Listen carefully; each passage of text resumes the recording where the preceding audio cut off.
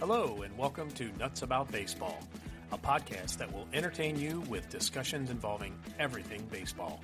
I'm your host, Joe Grimmy, and I appreciate you joining me. Sit back, relax, and enjoy as I share my passion for the sport we call America's pastime. Welcome, everyone, to this episode of Nuts About Baseball. I am your host, Joe Grimmy, and today I am talking about the Cincinnati Reds from the years of 1980 through 1999. This is also part of my Dash for Cash series, where these teams will be thrown into my Out of the Park simulator to see which team comes out the champion in a tournament. I asked the question on Facebook, who can tell me the best Cincinnati Reds team between the years of 1980 and 1999. I hope to get 16 responses, but I only got 8. And so I took those 8 and I put them in a tournament, and 8 of you will have competed to now determine which team was the best team between those years. I'm going to tell you who chose what year, and then I'm going to go through each series, give you a few highlights of some players that stood out.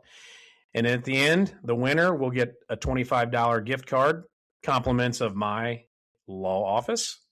So let's get right into it. Going in chronological order, 1981 was chosen by Diane. 1988 was chosen by Chris. 1990 was chosen by Parker. 1991 was chosen by Stephen. 1994 was chosen by Tyler. 1995 was chosen by Doug. 1998 was chosen by Benjamin. And 1999 was chosen by Jeremy. So those are the players in this tournament. One of you is going to walk away with $25. Let's see who it is. The first round, and they were randomly selected to play each other by the simulator. The first round matched up the 1999 Reds, chosen by Jeremy, against the 1981 Reds, chosen by Diane.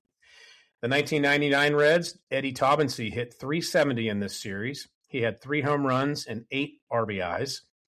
Also for the team, it looked like Pokey Reese, remember that name? He hit .308. Other home runs were hit by Barry Larkin and Greg Vaughn. On the other side, the 1981 Reds, Joe Nolan, catcher, had 12 hits and 25 at-bats. He hit .480, and Dave Collins, outfielder, also hit .414. This series came down to the wire, and it was won 4-3 by the 1981 Reds, Diane. She takes the first round and moves on to the second round. The next series matched up the 1995 Reds, owned by Doug, against the 1994 Reds, chosen by Tyler. On the 95 side, Hal Morris led the team with 1 home run and 3 RBIs and a .350 average. Wow, Jerome Walton, 4 home runs. They were all solo shots. He hit .333. On the flip side, the 1994 Reds, Tyler's Hal Morris hit .478 with 11 hits and 23 at-bats. But Kevin Mitchell blasted 3 home runs and knocked in 11 as the 1994 Reds took this series 4-2. Tyler moves on.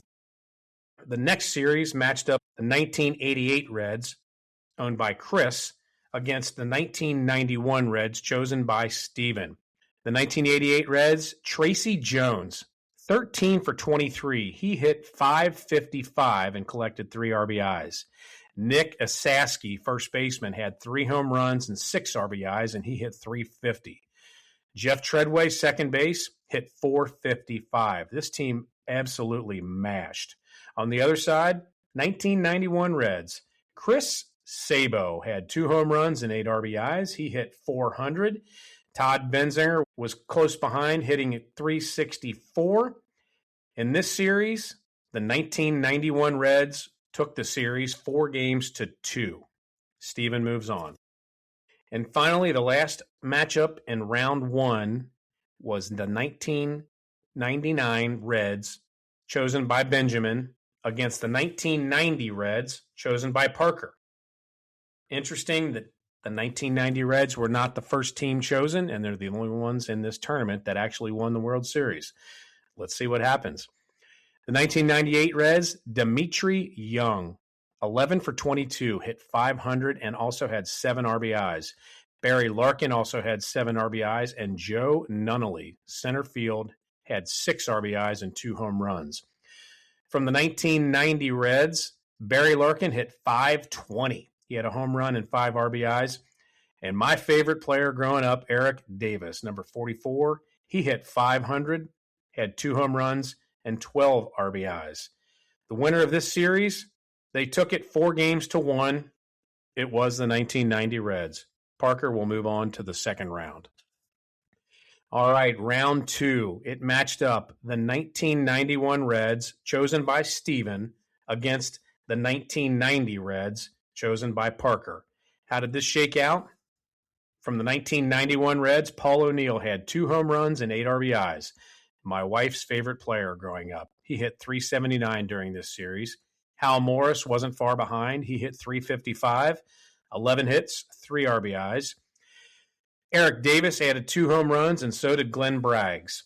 On the other side, the 1990 Reds, chosen by Parker, Billy Hatcher, 5 RBIs and hit .440. Hal Morris was close behind, hitting at .406. Chris Sabo added 2 home runs and 9 RBIs, and Mariano Duncan had 2 home runs and 7 RBIs.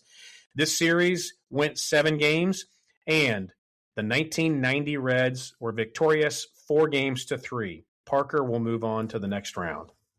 In the next matchup in this round, it was the 1981 Reds against the 1994 Reds. Diane versus Tyler.